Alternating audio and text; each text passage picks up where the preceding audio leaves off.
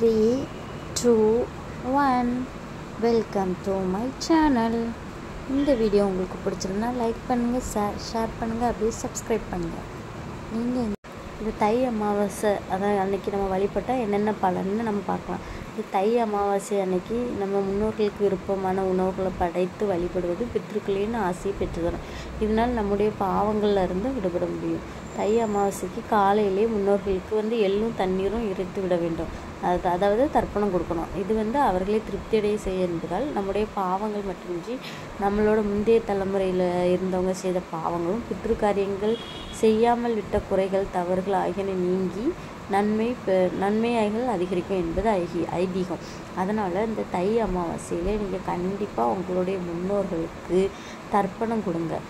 தர்ப்பணம் கொடுத்து உங்களால் முடிஞ்ச தானங்களை நீங்கள் கண்டிப்பாக செஞ்சிங்கன்னா உங்களோட முன்னோர்களுக்கு இந்த இதெல்லாம் போய் சேரும்.